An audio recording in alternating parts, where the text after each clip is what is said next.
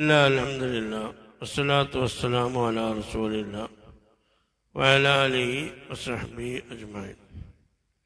മഹാനായ ഇമാം നവവി റഹ്മത്തുള്ളാഹിയുടെ റിയാദുസ് സ്വാലിഹീനിൽ നിന്ന് ഇഖ്ലാസ് എന്ന അധ്യായത്തിൻ്റെ ഭാഗമാണ് നമ്മൾ ചർച്ച ചെയ്തുകൊണ്ടിരിക്കുന്നത്.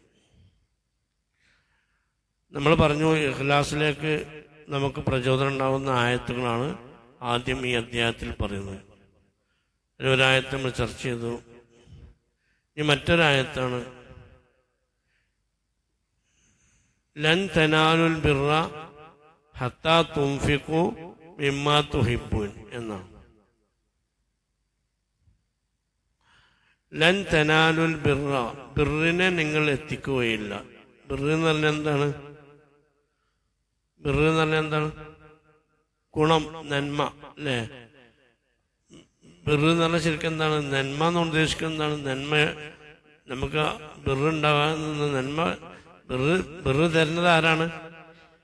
അള്ളാഹുവാണ്. അപ്പൊ അള്ളാഹുവിൽ നിന്നുള്ള ബിർറിനെ നമുക്ക് ലഭിക്കുകയില്ല എന്ന് പറഞ്ഞാൽ അള്ളാഹുവിൽ നിന്നുള്ള നമുക്ക് ലഭിക്കേണ്ട ബിർറ് എന്താണ്? അവന്റെ കാരുണ്യവും അവന്റെ പരിപൂർണമായ തൃപ്തിയും. അള്ളാഹുവിൽ നിന്ന് നമുക്ക് ബിർറ് കിട്ടാന്ന് പറഞ്ഞാൽ എന്താണ്? പഠിച്ചവന് നമുക്ക് കിട്ടുന്ന ബിർറ് എന്താ? അവന്റെ പരിപൂർണമായ അവന്റെ കാരുണ്യം നമുക്ക് കിട്ടണം. അതിൽ അള്ളാഹുവിൽ നിന്ന് തൃപ്തി നമുക്ക് കിട്ടണം. ഇത് രണ്ടും കിട്ടിയാൽ നമുക്ക് എന്തായി? അള്ളാഹുവിൽ നിന്ന് ഏത് കിട്ടും? ബിർറ് കിട്ടും. അപ്പൊ ഈ ആയത്തിൽ പറയുന്നത് ലൻ തനാലുൽ ബിർറ, ബിർറിനെ നിങ്ങൾക്ക് ലഭിക്കുകയില്ല, നിങ്ങൾക്ക് കരസ്ഥമാക്കാൻ, അല്ലെങ്കിൽ ബിർറിനെ നിങ്ങൾ എത്തിക്കുകയില്ല. ഹത്താ തുൻഫിഖു മിമ്മാ തുഹിബ്ബൂൻ, ഹത്താ തുൻഫിഖു നിങ്ങൾ ചെലവഴിക്കുന്നത് വരെ, മിമ്മാ തുഹിബ്ബൂൻ നിങ്ങൾ ഇഷ്ടപ്പെട്ട ഒന്നിൽ നിന്ന് ചെലവഴിക്കുന്നവരെ നിങ്ങൾക്ക് എന്ത് ചെയ്യാൻ കഴിയില്ല? ബിർറിനെ എത്തിക്കാൻ കഴിയില്ല. അപ്പൊ ഈ ആയത്ത് വിശദീകരിക്കേണ്ടതുണ്ട്. കാരണം എന്താണ്? നിങ്ങൾക്ക് ഇഷ്ടപ്പെട്ടത് എന്താണോ അതിനെ നിങ്ങൾ ചെലവഴിച്ചാലേ നിങ്ങൾക്ക് എന്ത് കിട്ടുള്ളൂ? ബിർറ് എന്ന സംഗതി കിട്ടുള്ളൂ എന്നാണ് ഈ ആയത്ത് പറഞ്ഞത്. അപ്പോ ആ വിഷയം ഈ അധ്യായത്തിൽ കൊടുക്കാൻ കാരണം എന്താ? ആ വിഷയം ഈ അധ്യായത്തിൽ കൊടുക്കാൻ കാരണം എന്താ? ഇഖ്ലാസിന്റെ അധ്യായത്തിൽ ഈ ആയത്ത് കൊടുക്കാൻ കാരണം എന്താ? ഇഷ്ടവും അനിഷ്ടവും ഒക്കെ എവിടെ നിൽക്കുന്നത്? മനുഷ്യന്റെ ഹൃദയത്തിലാണ്. ഇഷ്ടവും അനിഷ്ടവും ബന്ധപ്പെട്ട് കിടക്കുന്നത് എവിടെയാണ്? മനുഷ്യന്റെ ഹൃദയത്തിലാണ്. അപ്പൊ ഹൃദയത്തിൽ ഇഷ്ടം ഉണ്ടാവുമ്പോഴാണ് ആ വിഷയത്തിൽ ഇഖ്ലാസ് കൂടുക. ഇഷ്ടമില്ലെങ്കിൽ ഇഖ്ലാസ് കുറയും. അപ്പൊ ഈ ആയത്ത് പറയുന്നത് എന്താണ്? അപ്പോ നിങ്ങൾ ചെലവഴിക്കുന്ന സംഗതി അത് അതിന്റെ പരിപൂർണമായ നിങ്ങൾക്ക് നന്മയെ എത്തിക്കാൻ ചെയ്യണം. നിങ്ങൾ ചെലവഴിക്കുന്ന എന്താണോ ഉള്ളത് അത് നിങ്ങൾ ഇഷ്ടപ്പെട്ടതായിരിക്കണം. അപ്പോ നമ്മൾ ഇഷ്ടപ്പെട്ടതാണോ ഇഷ്ടപ്പെട്ടതാണോ ഇഷ്ടപ്പെട്ടതല്ലേ എന്ന് നിർണയിക്കുന്ന ഏതാണ്? ഇഖ്ലാസ്, ഹൃദയമാണ്. അപ്പൊ നമ്മൾ എന്ത് ചെലവഴിക്കുന്നോ ആ ചെലവഴിക്കുന്ന സംഗതി നമുക്ക് കൂടി ഇഷ്ടമാണോ, അപ്പോഴാണ് നമുക്ക് ബിർറിനെ കിട്ടുക. അപ്പൊ പിന്നെ ബിർറിനെ തീരെ കിട്ടൂല എന്നാണോ? തീരെ കിട്ടൂല. തീരെ കൂലി കിട്ടൂല എന്നാണോ? തീരെ കൂലി കിട്ടൂല എന്നല്ല. പക്ഷെ ലൻ തനാലുൽ ബിർറ ഹത്താ തുൻഫിഖു മിമ്മാ തുഹിബ്ബൂൻ എന്ന് പറഞ്ഞാൽ നന്മയുടെ ബിർറിന്റെ പരിപൂർണത കിട്ടണമെങ്കിൽ, പരിപൂർണമായ ബിർറ് കിട്ടണമെങ്കിൽ എന്നർത്ഥം വെക്കാൻ പറ്റുള്ളൂ. കാരണം എന്താ? ചിലപ്പോൾ നമുക്ക് അത്ര വലിയ ഇഷ്ടമൊന്നും ഉണ്ടാകണില്ല, ആ സാധനം നമുക്ക് കൊടുക്കും. പക്ഷെ അയാൾക്ക് ചിലപ്പോൾ എന്തുണ്ടാവും? ആ സംഗതി ഇഷ്ടമായിരിക്കും. അപ്പോഴും നമുക്ക് ഏത് കിട്ടും? കൂലി കിട്ടും. നമുക്കത് വലിയ ഇഷ്ടം ഉണ്ടാവുന്നില്ല, പക്ഷെ അയാൾക്ക് ഇഷ്ടം ഉണ്ടാവും. അപ്പൊ നമുക്ക് എന്തെങ്കിലും കൂലി കിട്ടും. എന്നാൽ നമുക്ക് കൂടി ഇഷ്ടപ്പെട്ട, എനിക്ക് കൂടി ഇഷ്ടപ്പെട്ട, നമുക്ക് കൂടി ഇഷ്ടപ്പെട്ട, നമുക്ക് കൂടി വേണ്ടപ്പെട്ട സാധനമാണ്. എന്നാലും എന്ത് ചെയ്യണം? അയാൾക്ക് സന്തോഷമായിട്ട് ഇച്ചിരി കൊടുക്കുകയാണെങ്കിൽ അതിൽ ഇത് കിട്ടും, പരിപൂർണ കൂലി കിട്ടും. ഇത് നമ്മൾ ഒരു ദിവസം എടുത്തേക്കും എന്തെങ്കിലുമൊക്കെ, എന്നിട്ട് എന്ത് ചെയ്യും? പിറ്റേന്നൊന്ന് ചൂടാക്കും. എന്നിട്ടും പിറ്റില്ലെങ്കിൽ എന്ത് ചെയ്യും? അയൽപക്കത്തേക്ക് കേട്ടിട്ടുണ്ടാച്ചിട്ട് നെഞ്ചിച്ച് കൊണ്ടേക്കും. എന്നിട്ട് കൊടുക്കുമ്പോൾ അതിന്റെ ബിർറിന്റെ ആ അവസ്ഥ ആർക്കറിയാം? നമുക്ക് തന്നെ അറിയാം. നമുക്ക് വേണ്ടായിട്ടാണ്. ഒന്നും കൂടി നന്നാക്കാൻ പറ്റുമെങ്കിൽ എന്ത് ചെയ്യും? നമുക്ക് തിന്ന് മടുത്തിട്ടാണ്. നേരെ മറിച്ച് ബിർറ് എത്തിക്കുന്ന ആളെന്താണ്? ഇപ്പൊ വീട്ടിലേക്ക് എന്ത് ചെയ്തു? ഒരു ഫുഡ് കൊടുന്നു, നമുക്ക് കൊടുന്നതിനും കിട്ടി. അപ്പോൾ നമുക്ക് ചിന്തിക്കണം, നമുക്ക് ഇത്രേ ആവശ്യമുള്ളൂ, ബാക്കി നമ്മൾ അയൽപക്കത്തേക്ക് കൊടുക്കാം എന്ന് ആദ്യമേ തീരുമാനിക്കുന്നവനാണ് ബിർറ്. അല്ലെങ്കിലോ അതിവിടെ എടുത്തു വെക്കാം, എടുത്തു വെച്ചിട്ട് എന്ത് ചെയ്യാം, നമുക്ക് നാളെയും കൂടി ചിലപ്പോൾ ആവശ്യം ഉണ്ടെങ്കിലോ അപ്പോൾ ഇതെന്ത് ചെയ്യും, ഇത് കുറച്ചാൾ കഴിയുമ്പോൾ എന്ത് ചെയ്യും, വയറ് നിറഞ്ഞിട്ട് എന്ത് ചെയ്യും, ഇനി അത് വേണ്ട, ആർക്കെങ്കിലും കൊടുക്കാം. അത് ആ ബിർറും ഈ ബിർറും പിന്നെന്തുണ്ട്, വ്യത്യാസമുണ്ട്. അപ്പൊ ഒന്ന് കൊടുക്കണത് എങ്ങനെയാണ്, മടുത്തിട്ടാണ്. മറ്റേതെന്താണ്, നമുക്ക് ഇഷ്ടമുണ്ടായിട്ടാ കൊടുക്കണേ അല്ലേ. മറ്റേത് നമുക്ക് ഇഷ്ടമുണ്ട്, എന്നാലും എന്ത് ചെയ്യാണ്, ആദ്യം തന്നെ കൊടുക്കാൻ തീരുമാനിച്ചു. ആദ്യം രണ്ടാമത്തെ എന്താ, നമുക്ക് ഇതൊന്ന് വയറിഞ്ഞ് നമുക്ക് എന്ത് ചെയ്യണം, അത് മടുത്തിക്കണം, അപ്പൊ വലിയൊരു ആവശ്യമൊന്നുമില്ല, അപ്പൊ പുറത്ത് കൊടുക്കുകയാണ്. ആ ബിർറും ഈ ബിർറും എന്ത് ചെയ്യുന്നുണ്ട്, വ്യത്യാസമുണ്ട്. അപ്പൊ ചെലവഴിക്കുക എന്ന് പറഞ്ഞാല് ചെലവഴിക്കുക മിമ്മ തുഹിബ്ബൂൻ, നിങ്ങൾ ചെലവഴിക്കുന്ന ഒന്നിൽ നിന്ന്, നിങ്ങൾ ഇഷ്ടപ്പെട്ട ഒന്നിൽ നിന്ന് നിങ്ങൾ ചെലവഴിക്കുക. ചെലവഴിക്കുക എന്ന് പറഞ്ഞാൽ വെറും പണം മാത്രമല്ല കേട്ടോ, വെറും പണം മാത്രം ചെലവഴിക്കലല്ല. ചെലവഴിക്കുക എന്ന് പറഞ്ഞു കഴിഞ്ഞാൽ പണമാകാം, അല്ലെങ്കിൽ നമുക്ക് നേരത്തെ പറഞ്ഞ വല്ല ഇഷ്ടപ്പെട്ട സാധനങ്ങളാകാം, അല്ലെങ്കിൽ ഇഷ്ടപ്പെട്ട പ്രവർത്തനങ്ങളാകാം, അല്ലെങ്കിൽ ശരീരത്തിന്റെ പ്രയത്നങ്ങളാകാം, എന്തുമാകാം. പണം മാത്രം കൊടുക്കുക എന്നുള്ളതിന് എന്തുമാകാം. നമുക്ക് ഇഷ്ടപ്പെട്ട എന്തെല്ലാം പ്രവർത്തനങ്ങളുണ്ടോ അതൊക്കെ വേറെ ആൾക്കും ചെയ്യാം. നമ്മളെ കൊണ്ട് സന്നദ്ധനാവുന്നു. എന്താണ്, അതിലൂടെ നമുക്ക് ഏത് കിട്ടും, ബിർറ് കിട്ടും. അതിന്റെ ബേസിക്കാണ് പണം എന്നുള്ളൂ. അതൊക്കെ എന്തുമാകാം, പണമില്ലാത്ത സാധനങ്ങളാകാം. ഈ ആയത്തുമായി ബന്ധപ്പെട്ട് ഒരു പ്രഗത്ഭനായ സഹാബിയുടെ ചരിത്രം നമുക്കറിയാം. മഹാന അബൂ തൽഹത്തുൽ അൻസാരി റളിയല്ലാഹു അൻഹു. നബി സല്ലല്ലാഹു അലൈഹി വസല്ലം സഹാബികൾ ആ സഹാബിയെ കുറിച്ച് പറയുന്നത്, അബൂ തൽഹ ആരായിരുന്നു, വലിയ ആബിദായിരുന്നു, വലിയ ജിഹാദിയായിരുന്നു, മുജാഹിദായിരുന്നു. മുജാഹിദ് എന്ന് ഉദ്ദേശിക്കുന്നത് എന്താണ്, മുജാഹിദ് അല്ലട്ടാ, മുജാഹിദ് അള്ളാഹുവിന്റെ മാർഗത്തിൽ മരിക്കണവരെ ജിഹാദ് ചെയ്തയാളാണ്. വലിയ ആബിദായിരുന്നു. ആബിദ് എന്ന് പറഞ്ഞു കഴിഞ്ഞാൽ എന്താണ്, ഏത് സമയത്തും നോമ്പായിരുന്നു എന്നാ അബൂ തൽഹക്ക്.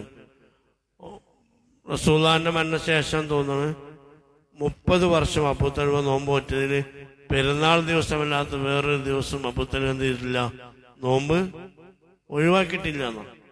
അത്രയും സഹാബികളുടെ കൂട്ടത്തില് ആബിദായിരുന്ന ഒരു മഹാനാ സഹാബി. ഭയങ്കര ധർമ്മിഷ്ഠനായിരുന്നു, ഭയങ്കര സമ്പന്നനായിരുന്നു. നമുക്കറിയാം ഉമ്മു സുലൈം റളിയല്ലാഹു അൻഹു, പ്രമുഖയായ മദീന അറിയപ്പെട്ട മഹദിയാണ് ഉമ്മു സുലൈം. ആരുടെ മാതാവാണ്, മഹാനായ അനസ് റളിയല്ലാഹുവിന്റെ മാതാവാണ് ഉമ്മു സുലൈം റളിയല്ലാഹു അൻഹു. അനസ് റളിയല്ലാഹു നമുക്ക് അറിയണമാണല്ലോ. ഇവരുടെ ഭർത്താവിന്റെ വിയോഗത്തിന്റെ ശേഷം ഉമ്മു സുലൈമിനെ വിവാഹം കഴിക്കാൻ പലരും താല്പര്യപ്പെട്ടിരുന്നു. നല്ല ഒരു ബുദ്ധിമതിയായ, നല്ല തന്റെ സ്ത്രീയായിരുന്നു ഉമ്മു സുലൈം. ഈ ഉമ്മു സുലൈമിനെ വിവാഹം കഴിക്കാൻ വേണ്ടി അതിയായ ആഗ്രഹം ആർക്കുണ്ടായിരുന്നു, അബൂ തൽഹക്കും ഉണ്ടായിരുന്നു. അന്ന് അദ്ദേഹം ഇസ്ലാം സ്വീകരിച്ചിട്ടില്ല. റസൂലുള്ളാഹി മദീനയിൽ വന്ന സമയത്തൊന്നും റസൂലുള്ളാഹി മഹാനായ മിസ്അബ് ബിൻ ഉമൈർ റളിയല്ലാഹു അൻഹു ആദ്യമായി മദീനത്ത് വന്നത്. മദീനത്ത് വന്നപ്പോ മിസ്അബ് ബിൻ ഉമൈർ റളിയല്ലാഹു അൻഹു വന്നപ്പോൾ കുറെ ആൾക്കാർ ഇസ്ലാം സ്വീകരിച്ചു. ആ സമയത്ത് മിസ്അബ് റളിയല്ലാഹുവിന്റെ കെയറോപ്പിൽ അവരുമായി ബന്ധപ്പെട്ട് ഇസ്ലാം സ്വീകരിച്ച ആളാണ് ഉമ്മു സുലൈം. ആ സമയത്ത് അബൂ തൽഹ ആ സമയത്ത് എന്ത് സ്വീകരിച്ചിട്ടില്ല, ഇസ്ലാം സ്വീകരിച്ചിട്ടില്ല. അങ്ങനെ ഉമ്മു സുലൈമിനെ വിവാഹം കഴിക്കാൻ വേണ്ടി അബൂ തൽഹക്ക് ആഗ്രഹമായി. തന്റെ ആഗ്രഹമായി അബൂ തൽഹ ഉമ്മു സുലൈമിനെ സമീപിച്ചു. ഉമ്മു സുലൈമിന് അബൂ തൽഹയെ അറിയാം. അബൂ തൽഹ വന്നപ്പോൾ വളരെ മാന്യമായി സ്വീകരിച്ചു. അതിൻ്റെ ഇടയിൽ, സംസാരത്തിന്റെ ഇടയിൽ താൻ വന്ന ഉദ്ദേശം അബൂ തൽഹ ഉമ്മു തൽഹയോട് പ്രകടിപ്പിച്ചു. അപ്പോൾ അതിന് ഉമ്മു സുലൈം എന്ത് ചെയ്തു, വിസമ്മതിക്കുകയുണ്ടായത്. വിസമ്മതിക്കാനുള്ള കാരണം എന്താ പറഞ്ഞേ, നിങ്ങളും ഞാനും രണ്ട് വ്യത്യസ്ത മതത്തിലാണ്, അതുകൊണ്ട് എനിക്ക് നിങ്ങളെ വിവാഹം. ആദ്യം വിസമ്മതിച്ചപ്പോ അബൂ തൽഹ ചോദിച്ച ചോദ്യം ഉണ്ട് എന്നാ, ഉമ്മു സുലൈം, നിങ്ങൾക്ക് എന്നെക്കാളും വേറെ ഏതെങ്കിലും വലിയ പണക്കാരനുമായി നിങ്ങൾ ഡീലുണ്ടാക്കിയിട്ടുണ്ടോ എന്നാണ് ആര് ചോദിച്ചത്, അബൂ തൽഹ ചോദിച്ചത്. കാരണം എന്താണ്, അബൂ തൽഹക്ക് അതിശയായിരുന്നു. കാരണം അബൂ തൽഹയേക്കാൾ പൈസക്കാരന് വേറെ ആരെങ്കിലും ഉമ്മു സുലൈമുമായി വിവാഹം ആലോചിച്ചിട്ടുണ്ടോ എന്നാണ് അബൂ തൽഹ ആദ്യം ചോദിച്ചത്. അപ്പൊ പറഞ്ഞു, അതല്ല, നമ്മൾ തമ്മിലുള്ള പ്രശ്നം എന്താണ്, ഇസ്ലാമാണ്. എനിക്ക് നിങ്ങൾ ഇസ്ലാം ആവാതെ നിങ്ങളെ വിവാഹം കഴിക്കാൻ സാധ്യമല്ല. അപ്പോൾ അബൂ തൽഹ അപ്പൊ പിന്നെ ഇസ്ലാമിനെ കുറിച്ചുള്ള ഡിസ്കഷനായി. അപ്പോൾ ഉമ്മു സലൈം അബൂ തൽഹക്ക് എന്ത് ചെയ്തു? ഇസ്ലാമിനെ കുറിച്ച് ഇങ്ങനെ സംശയങ്ങൾ നീക്കി കൊടുത്തു. അപ്പൊ ആ സമയത്തൊക്കെ മതം ഉപേക്ഷിക്കുന്നതിന് വലിയ പ്രയാസം അബൂ തൽഹക്ക് ഉണ്ടായിരുന്നു. കാരണം വെച്ചാല് അബൂ തൽഹക്കായിട്ട് പ്രത്യേകമായി നിർമ്മിച്ച വിഗ്രഹം ആർക്കുണ്ടായിരുന്നു? അന്ന് പ്രമാണിമാർക്ക് അങ്ങനെയാണ്. അന്ന് അവർക്കായിട്ട് സ്പെഷ്യലായിട്ട് എന്തുണ്ടാവും? വില കൂടിയ വിഗ്രഹങ്ങളുണ്ടാവും. അങ്ങനെ വില കൂടിയ വിഗ്രഹമുള്ള ആളാണ് ആര്? അബൂ തൽഹ. അപ്പോൾ ഉമ്മു സലൈം ഇസ്ലാമിനെ പറ്റി പറയുമ്പോൾ അബൂ തൽഹന്റെ മനസ്സിൽ ഈ വിഗ്രഹമാണ് കിടന്ന് കളിച്ചതെന്നാണ്. പക്ഷെ സംസാരം നീണ്ട് അവസാനം എന്ത് ചെയ്തു? അബൂ തൽഹക്ക് കാര്യം ബോധ്യമായി. നിങ്ങൾ ഉണ്ടാക്കിയതല്ലേ, നിങ്ങൾ ഉണ്ടാക്കിച്ചതല്ലേ, എങ്ങനെയൊക്കെ അതിന്റെ യാഥാർത്ഥ്യം ഹക്കീക്കത്തൊക്കെ പറഞ്ഞു കൊടുത്തപ്പോൾ അവസാനം അബൂ തൽഹക്ക് ബോധ്യമായി. അപ്പൊ അബൂ തൽഹ എന്ത് ചെയ്തു? ഞാൻ ഇസ്ലാം സ്വീകരിക്കാൻ എന്താണ് ചെയ്യേണ്ടത് എന്ന് ചോദിച്ചപ്പോൾ അവിടെ വെച്ചിട്ട് ഷഹാദത്ത് കലിമ ഉമ്മു സലൈം എന്ത് ചെയ്തു? ചൊല്ലിക്കൊടുത്തു. അവർ ഇസ്ലാം സ്വീകരിച്ചു. അങ്ങനെയാണ് അബൂ തൽഹ ഇസ്ലാമിലേക്ക് വന്നത്. എന്നിട്ട് എന്ത് ചെയ്തു? അവരെ വിവാഹം കഴിച്ചു. അപ്പൊ അവിടെ മഹറായിട്ട് ഉമ്മു സലൈം അയക ആവശ്യപ്പെട്ട എന്താണ്? അബൂ തൽഹയുടെ ഇസ്ലാമാണ്. വേറൊരു മഹറും എനിക്ക് വേണ്ടെന്ന് പറഞ്ഞു. എനിക്ക് വേണ്ട മഹർ നിങ്ങളുടെ ഷഹാദത്താണ്. അങ്ങനെ ഷഹാദത്ത് കലിമ ഉമ്മു സലൈം അബൂ തൽഹ ചൊല്ലിയത് മാത്രമാണ് എന്റെ മഹർ എന്ന് പറഞ്ഞ് അബൂ തൽഹയെ സ്വീകരിച്ച ആളാണ് ഉമ്മു സലൈം. അതുകൊണ്ട് തന്നെ സഹാബികൾ പറയുന്നത്, ഞങ്ങളെ കൂട്ടത്തിൽ ഇത്രയധികം മാന്യമായ മഹർ സ്വീകരിച്ച ഒരാള് ഞങ്ങൾക്കറിയില്ല, ആരെക്കാളും ഉമ്മു സലൈമേക്കാൾ എന്നാണ് സഹാബികൾ പറഞ്ഞത്. ഏറ്റവും നല്ല മഹറാണ് അവർ സ്വീകരിച്ചത്. കാരണം മദീനയിലെ ഏറ്റവും നല്ല ധനാഢ്യനെ ഇസ്ലാമിലേക്ക് കൊണ്ടുവരികയും ചെയ്തു. പിന്നീട് നബി സല്ലല്ലാഹു അലൈഹി വസല്ലമയുടെ കൂടെ എന്തായിരുന്നു? പൂർണ്ണമായ സഹവാസമായിരുന്നു അബൂ തൽഹക്ക്. അബൂ തൽഹയുടെ ഏറ്റവും വലിയ ഒരു സംഭവം കാണുന്നത് ഉഹദ് യുദ്ധത്തിലാണ്. ഉഹദ് യുദ്ധത്തിൽ നമുക്കറിയാം, നബി തങ്ങൾക്ക് ഏറ്റവും കൂടുതൽ പ്രയാസങ്ങൾ ഉണ്ടായ യുദ്ധമാണ് ഉഹദ് യുദ്ധം. പല്ലുകൾ പോയി, മുഖത്തൊക്കെ പരിക്ക് വന്ന്, കുഴിയിലൊക്കെ വീണ്, അങ്ങനെയൊക്കെ ഒരുപാട് പ്രശ്നങ്ങൾ ഒന്നായി. പലരും തിരിഞ്ഞോടി. പ്രഗത്ഭരായ നബിതങ്ങളെ പ്രൊട്ടക്ട് ചെയ്ത പ്രഗത്ഭരായ ഒരുപാട് ആളുകൾ എന്ത് ചെയ്തിട്ടുണ്ട്? ആ സമയത്ത് തിരിഞ്ഞോടി. ആ സമയത്ത് റസൂലുള്ളാഹിന്റെ മുമ്പിൽ പരിചയ പോലെ നിന്നു കൊടുത്ത ആളാണ് ആര്? അബൂ തൽഹ. ഒരു സമയത്ത് കാണാം അബൂ തൽഹ എന്ത് ചെയ്യാണ്? റസൂലുള്ളാഹിലേക്ക് വരുന്ന അമ്പുകളൊക്കെ തടുക്കുക, തിരിച്ചങ്ങോട്ട് അമ്പ് ചെയ്യുക, ഇങ്ങനെ പ്രൊട്ടക്ട് ചെയ്യുന്നു. അപ്പൊ നബി സല്ലല്ലാഹു അലൈഹി വസല്ലം അബൂ തൽഹയുടെ ബാക്കിലാണ് റസൂലുള്ളാഹി നിർത്തിയിരുന്നത്. ഒരു മറുവിൽ നിർത്തിയിരുന്നു. അപ്പൊ ഇടയിൽ റസൂലുള്ളാഹി വന്നിട്ട് എന്ത് ചെയ്തു? ഒന്നിങ്ങനെ പാടി വെക്കുന്നു. അവിടെ എന്തെങ്കിലും നടക്കണോ അറിയാൻ വേണ്ടി അബൂ തൽഹയുടെ ബാക്കിൽ ഒന്നിങ്ങനെ നോക്കിയപ്പോ റസൂലുള്ളാഹി, നബി എങ്ങനെ അവിടെ പോയിരിക്കി, നിങ്ങൾ ഇങ്ങോട്ട് മാറി നിൽക്കി, നിങ്ങളുണ്ട് വരല്ലേ, ശത്രുക്കളെ കണ്ട പ്രശ്നമാകുന്നുണ്ട്. റസൂലുള്ളാഹി പിന്നെയും ബ്ലോക്ക് ചെയ്ത ആളാണ് ആര്? അബൂ തൽഹ. അങ്ങനെ ഒരു സഹാബിയുണ്ട്, യുദ്ധത്തിൽ പേടിച്ച് ഓടുകയാണ്. എല്ലാവരും പ്രശ്നമായി ഓടുകയാണ്. ആ സമയത്ത് ഒരു സഹാബി കയ്യിൽ കുറെ അമ്പുണ്ട്, എന്നിട്ട് അതും താങ്ങി പിടിച്ച് ഓടുകയാണ്. അപ്പോൾ റസൂലുള്ളാഹി ഇങ്ങോട്ട് മാറി അവിടെ നിൽക്കാറ്. എന്ത് ചെയ്തു? അതൊക്കെ ഈ അബൂ തൽഹക്ക് കൊടുക്ക്, അബൂ തൽഹ കൈകാര്യം ചെയ്യട്ടെ എന്ന് പറഞ്ഞിട്ട് ആ സഹാബിയോട് അമ്മക്ക് അബൂ തൽഹ കൊടുത്ത് അബൂ തൽഹ എന്ത് ചെയ്തു? അത് കൈകാര്യം ചെയ്തു. അങ്ങനെ റസൂലുള്ളാഹിനെ പ്രൊട്ടക്ട് ചെയ്ത് സഹായിച്ച സഹാബിയാണ് ആര്? അബൂ തൽഹത്തുൽ അൻസാരി. അദ്ദേഹം വലിയ ജിഹാദി ആയെന്ന് പറയാൻ കാരണം, മരിക്കണ വരെ എല്ലാ യുദ്ധത്തിലും അദ്ദേഹം പങ്കെടുത്തിട്ടുണ്ട്. വളരെ പ്രായ സമയത്ത്, വാർദ്ധക്യത്തിന്റെ സമയത്ത്, പിന്നെ ഉസ്മാൻ റളിയല്ലാഹുവിന്റെ കാലത്ത് ഒരു സമുദ്രം കടന്നുള്ള യുദ്ധത്തിലേക്ക് പോകാൻ പ്ലാൻ ചെയ്തു. ആ സമയത്തും അദ്ദേഹം അതിൽ പോയിരുന്നു. അപ്പോൾ മക്കളൊക്കെ പറഞ്ഞു, വാപ്പ നിങ്ങളിപ്പോൾ പോകണ്ട, നിങ്ങൾ പ്രായമുള്ള ആളല്ലേ, നിങ്ങൾക്ക് എന്തില്ല, നിങ്ങൾക്ക് ഇപ്പോൾ ആവശ്യമില്ലല്ലോ, അപ്പൊ നിങ്ങളിപ്പോൾ പോയല്ല, ഞങ്ങൾ പോയിക്കോളാം എന്ന് മക്കള് അവരോട് പറയണ്ടായി. അപ്പോ മക്കളോട് പറഞ്ഞു, അല്ലാഹു തആല എന്താ പറഞ്ഞു? ഇൻഫിറു ഖിഫാഫൻ വസിഖാലൻ എന്നല്ലേ പഠിച്ചോൻ പറഞ്ഞിട്ടുള്ളത്. നിങ്ങൾക്ക് ബുദ്ധിമുട്ടുള്ള സമയത്തും എളുപ്പമുള്ള സമയത്തും പോകണമെന്നല്ലേ. അപ്പോൾ ഇവിടെ എനിക്ക് ബുദ്ധിമുട്ടുണ്ടെങ്കിലും എളുപ്പമുണ്ടെങ്കിലും ഏത് സമയത്തും പോകണമെന്നല്ലേ. ഇപ്പം എനിക്ക് ബുദ്ധിമുട്ടുള്ള സമയമാണ്, ഞാനും പോകേണ്ടവനാണ് എന്ന് പറഞ്ഞിട്ടാണ് ആ യുദ്ധം. അദ്ദേഹം ആ സമയത്ത് തന്നെ രോഗിയായിരുന്നു. അങ്ങനെ രോഗസമയത്തും അദ്ദേഹം എന്ത് ചെയ്തു? മഹാനവറുകൾ ആ യുദ്ധത്തിന് പോയി.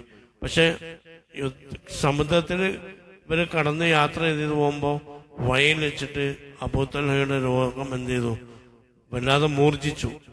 അങ്ങനെ മൂർജിച്ചപ്പോൾ എന്ത് ചെയ്തു, അവരെല്ലാവരും അവരെ ശുശ്രൂഷിച്ചു. അങ്ങനെ കപ്പലിൽ വെച്ചിട്ട് അവരെന്ത് ചെയ്തു, ആ മഹാനെ അബൂതൽഹത്തുൽ അൻസാരി മരണപ്പെടാനുണ്ടായത്. അങ്ങനെ കപ്പലിൽ വെച്ചിട്ട് അബൂതൽഹ മരണപ്പെട്ടതുകൊണ്ട് അബൂതൽഹയെ എന്ത് ചെയ്യണം, മറമാടണം, സംസ്കരിക്കണമല്ലോ. മറമാടാൻ വേണ്ടിയിട്ട് ഒരു സ്ഥലം അന്വേഷിച്ചിട്ട് ഒരു കപ്പലേറ്റ് കുറെ കറങ്ങിക്കണമെന്ന 7 ദിവസം കപ്പലേറ്റ് കറങ്ങിയിട്ടുണ്ട്.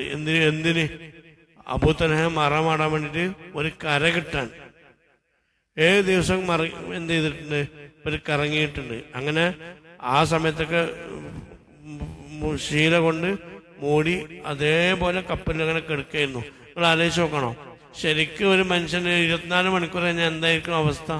ഇതേപോലത്തെ ഫ്രീസറോ മറ്റേ എന്തെങ്കിലും ഉണ്ടോ അവിടെ? പക്ഷെ 7 ദിവസമായിട്ടും ചരിത്രപരമായി ആരും ഈ വിഷയത്തിന് നിഷേധം പറയുന്നില്ല, ഐക്യകണ്ഠേന പറയാണ്. 7 ദിവസമായിട്ടും മറം ചെയ്യാൻ നേരത്തും അബൂതൽഹയുടെ ജനാസ അതേപോലെ ഇരുന്ന ഒരു വ്യത്യാസം ചെയ്തിട്ടില്ല, മരണങ്ങളുടെ ജനാസയിൽ സംഭവിച്ചിട്ടില്ല. അങ്ങനെ അവരെന്ത് ചെയ്തു, ഒരു അറിയപ്പെടാത്ത ഒരു ദ്വീപിൽ മഹാനവറുകളെ സംസ്കരിക്കേണ്ടത്. ഞാൻ ഈ സംഭവം പറയാൻ കാരണം അബൂതൽഹ റളിയല്ലാഹു അൻഹു ഈ ആയത്തിറങ്ങിയ സമയത്ത് എന്ത് ചെയ്തു, നിങ്ങൾക്ക് ഏറ്റവും ഇഷ്ടപ്പെട്ട സംഗതി നിങ്ങൾ ചെലവഴിക്കുന്നവരെ നിങ്ങൾ എന്താവൂല, നന്മയെ എത്തിക്കൂല എന്ന് പറഞ്ഞപ്പോൾ അദ്ദേഹത്തിന് ഏറ്റവും പ്രിയപ്പെട്ട തോട്ടം, റസൂലൊക്കെ എടുക്കുകയും അവിടെ റെസ്റ്റ് എടുത്തിരുന്നു, പൈറുഹ എന്ന് പറയുന്ന തോട്ടം, അത് റസൂലുള്ളാഹിന്റെ വന്നിട്ട് എന്ത് ചെയ്തു, അത് കൊടുത്തു. എനിക്ക് ഏറ്റവും ഇഷ്ടപ്പെട്ട മുതലാണ് നബിയെ ഇത്, അതുകൊണ്ട് ഇത് ഞാൻ നിങ്ങൾക്ക് ധർമ്മം ചെയ്തിരിക്കുന്നു എന്നാരോട് പറയണ്ടായി, റസൂലുള്ളാഹിനോട് പറയണ്ടായി. റസൂൽ എന്താ ചെയ്തത്? അത് അദ്ദേഹത്തിന്റെ കുടുംബങ്ങൾക്ക് എന്ത് ചെയ്തു, വീതിച്ചു കൊടുത്തു. ഞാൻ പറഞ്ഞ സഹാബികളും അന്നത്തെ സമൂഹത്തിലുള്ള ഈമാനും അതൊക്കെ നമുക്ക് വയലറിയാനല്ലാതെ ജീവിതത്തിൽ പകർത്താൻ ഭയങ്കര പ്രയാസം. കാരണം വെച്ചാൽ അതൊന്നിട്ട് ഉൾക്കൊള്ളല്ലേ. നമ്മളൊക്കെ നമ്മളെ നിന്ന് എന്തെങ്കിലും ഒരു പൊടി മുതലാക്കി കൊടുക്കുമ്പോഴുള്ള വിഷമം എന്തായിരിക്കും? അത് അബൂതൽഹയുടെ മുന്നിൽ വെച്ച് തന്നെ റസൂൽ എന്ത് ചെയ്ത് അവരുടെ കുടുംബങ്ങളായ പാവങ്ങൾക്ക് വിതരണം ചെയ്ത് കൊടുക്കേണ്ടായിരുന്നു. ഈ അബൂതൽഹയുടെ ചരിത്രത്തിൽ ഞാൻ മനസ്സിലാക്കുന്നത്, അബൂതൽഹ അത് ചെയ്യാനുള്ള കാരണം തന്നെ എനിക്ക് തോന്നുന്നത് വെച്ചാൽ, ഇനി ഈ തോട്ടമാണോ അത് ഇനി വേറെ തോട്ടമാണോ എന്ന് എനിക്കറിയില്ല കേട്ടോ. ഒരു തോട്ടത്തിന്റെ ചരിത്രം ഇങ്ങനെ കാണാം. ഒരു ദിവസം അബൂതൽഹ തന്റെ തോട്ടത്തിൽ കയറിയപ്പോ നല്ല മനോഹരമായ ഈത്തപ്പനകളും മറ്റൊക്കെയുള്ള തോട്ടമായിരുന്നു. അപ്പൊ നിസ്കാരത്തിനിടയിൽ എന്ത് ചെയ്തു, അദ്ദേഹത്തിന്റെ തോട്ടത്തിന്റെ ആ മനോഹാരിതയിൽ പെട്ടിട്ട് എന്ത് ചെയ്തു, അതിൽ ചെറിയ ശ്രദ്ധക്കുറവ് വന്നു. എന്നിട്ട് എന്ത് ചെയ്തു, അവര് നിസ്കാരത്തിൽ എന്ത് ചെയ്തു, റക്അത്തിന്റെ എണ്ണം പേച്ചു. ആ റക്അത്തിന്റെ എണ്ണം പേച്ചതിന്റെ കാരണത്തിൽ എന്ത് ചെയ്തു, റസൂലുള്ളാഹി തന്നിട്ട് എന്ത് ചെയ്തു, നബിയെ ഇനി എനിക്ക് എന്ത് ചെയ്യണ്ട, ഇത് വേണ്ട, ആ തോട്ടം വേണ്ട, അതിൽ അട്രാക്ഷൻ ആയിട്ട് എനിക്ക് നിസ്കാരത്തിൽ ഒഫ്ലത്ത് വന്നു എന്ന് പറഞ്ഞിട്ട് എന്ത് ചെയ്തിട്ടുണ്ട്, ഒരു തോട്ടം ആര് കൊടുത്തിട്ടുണ്ട്, റസൂലുള്ളാഹി കൊടുത്തിട്ടുണ്ട്.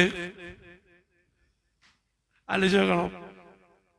അത് ഈ തോട്ടാണോ വേറെ തോട്ടാണോ എനിക്ക് അറിയില്ല കേട്ടോ. ഏതായാലും അങ്ങനെ സംഭവം ഉണ്ടായിട്ടുണ്ട്. എനിക്ക് തോന്നുന്നത് വേറെ ആയിരിക്കുന്ന, കാരണം ഇത് ബിറ് കിട്ടണം എന്ന്, പരിപൂർണത കിട്ടണം എന്ന് പറഞ്ഞപ്പോൾ കൊടുത്തതാണ്. അങ്ങനെ സംഭവം അതിൽ കാണാം, മഹാനായ അബൂതൽഹത്തുൽ അൻസാരിയുടെ കാണാം. അതുപോലെ മഹാനായ സെയ്ദ് ഇബ്നു ഹാരിസ റളിയല്ലാഹു അൻഹു, നമുക്കറിയാം സെയ്ദ് റളിയല്ലാഹു അൻഹു ആരായിരുന്നു? നബി തങ്ങളുടെ വളർത്ത് പുത്രനായിരുന്നു, അറിയപ്പെട്ട ആളാണ് മഹാനായ സെയ്ദ് റളിയല്ലാഹു അൻഹു.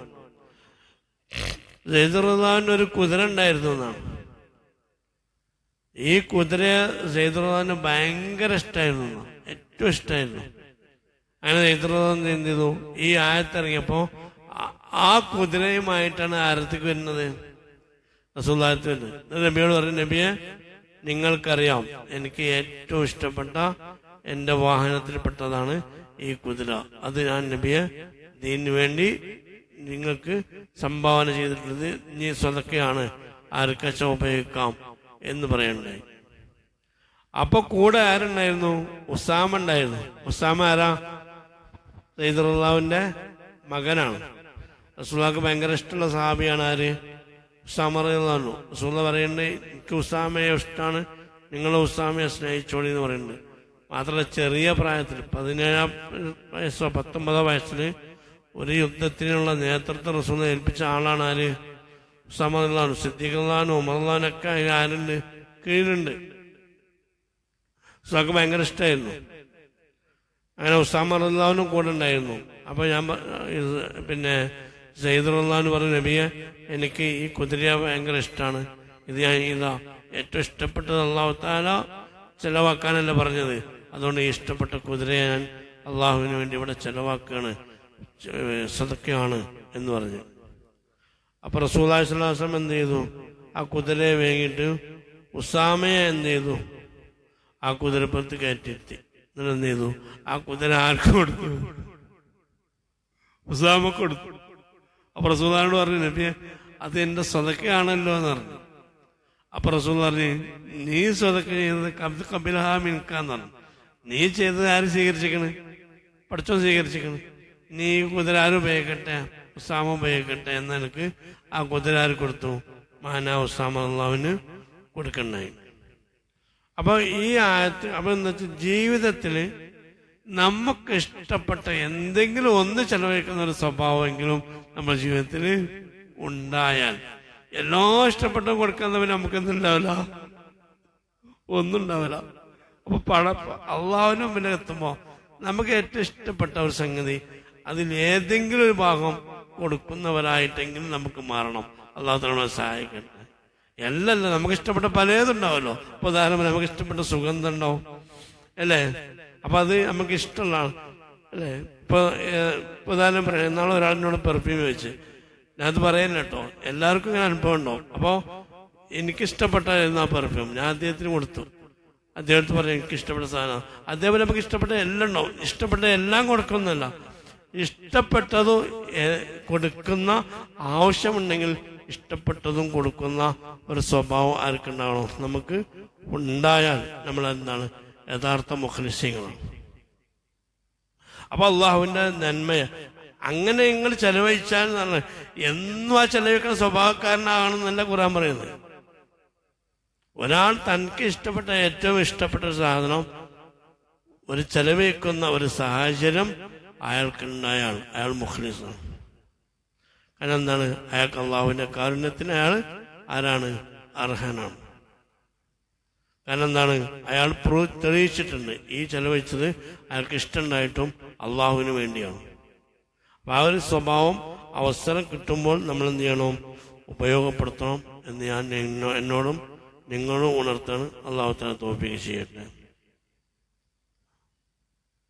അപ്പൊ ഈ ആയത്തില് ഇഖ്ലാസിന്റെ ഒരു വലിയൊരു പരിപൂർണാവസ്ഥയാണ് ഇവിടെ സൂചിപ്പിക്കുന്നത്. ഈ പരിശുദ്ധ വേറെ ആയത്തുകൾ ഒരായത്ത് കൊണ്ട് പറഞ്ഞുകൊണ്ട് വിശദീകരിക്കില്ല, പെട്ടെന്ന് പറഞ്ഞുകൊണ്ട് ഇൻഷാ അല്ലാഹ് ഞാൻ നിർത്തും. അള്ളാഹു തആല പറയാണ്, ലൻ യനാലല്ലാഹു ലുഹൂമുഹാ വലാ ദിമാഉഹാ വലാകിൻ യനാലു തഖ്വാ മിൻകും.